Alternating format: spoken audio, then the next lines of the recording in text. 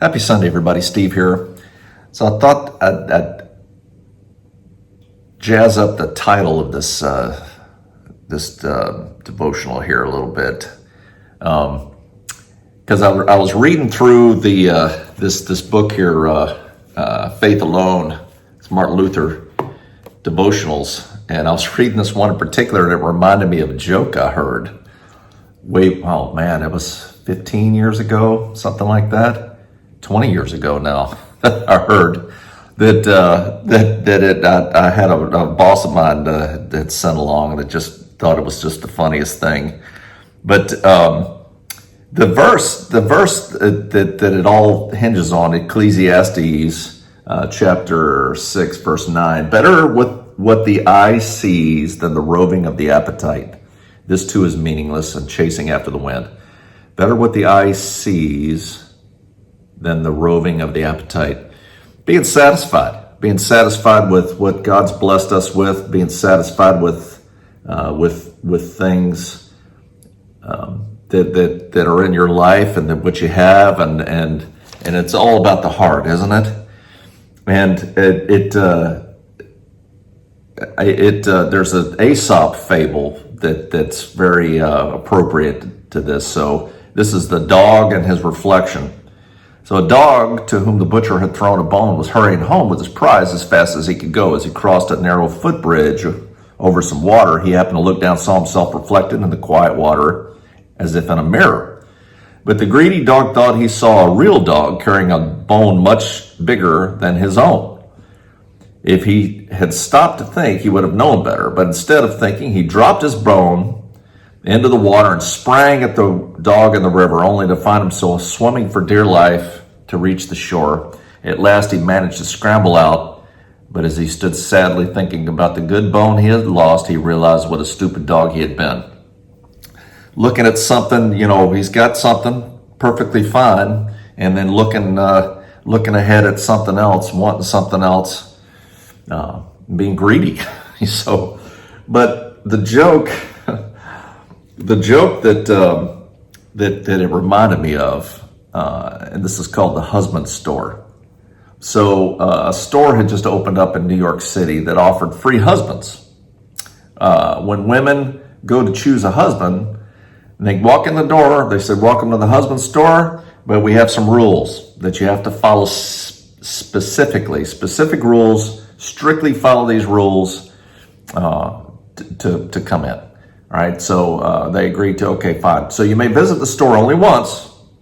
There are 6 floors to choose from. You may choose any item from a particular floor, or may choose to go up to the next floor, but you cannot back down, and you can't go back down except to exit the building. So group of women go in, and they said, "We're going to go pick us a husband at this store," right? So a woman goes to the store to find a husband. On the first floor, the sign on the door reads, "Floor 1. These men have jobs." Oh, well, that's nice. Well, let's try the second floor. So she goes up to the second floor. The second floor sign reads, "Floor 2. These men have jobs and love kids." Oh man, that's nice. Well, it seems to be getting better. Well, I'm going to go up to the next floor. The third floor sign reads, These men have jobs, love kids, and are extremely good looking." Oh my goodness, well, this just keeps getting better. I'm only on the third floor. I wonder what's up on the next floor. So she goes up to the next floor. She's got to keep going. She goes up to the 4th floor, and the sign reads, "Floor 4. These men have jobs, love kids, drop dead gorgeous, and help with housework." "Oh, mercy me," said the woman.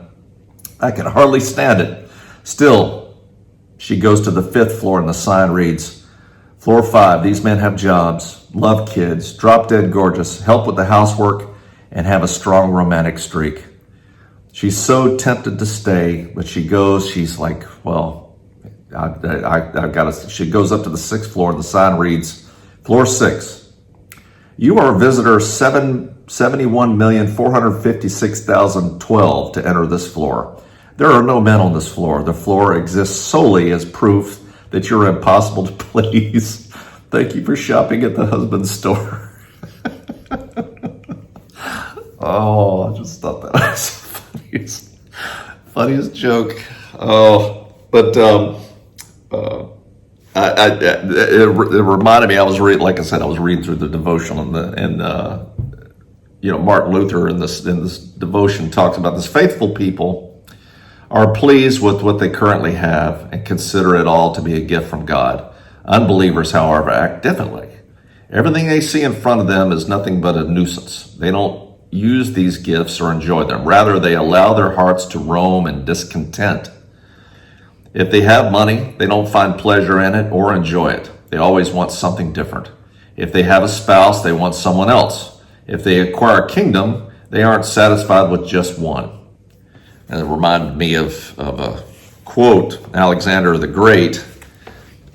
It said that when he conquered, I think he was all the way in India, when he conquered it, he said when he conquered the last, he wept because there were no more kingdoms to conquer. So when are you satisfied? When are you happy? When are you happy with what you have, what the Lord's blessed you with? And like I said, I think it's about the heart. It's about I don't think that there's anything wrong with ambition. I don't think there's anything wrong with hard work or wanting to better your lot in life. But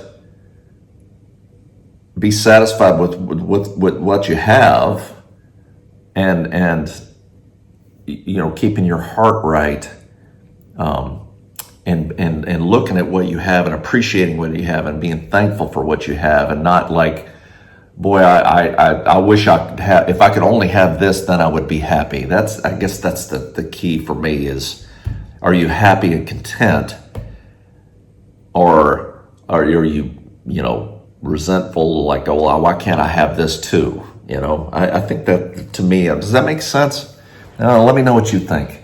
How do you balance that, being satisfied with achieving and reaching and striving? I think you do. I think you can. Anyway, let me know what you think, and I hope this was a blessing, and I hope you have a great Sunday. We'll see you next time.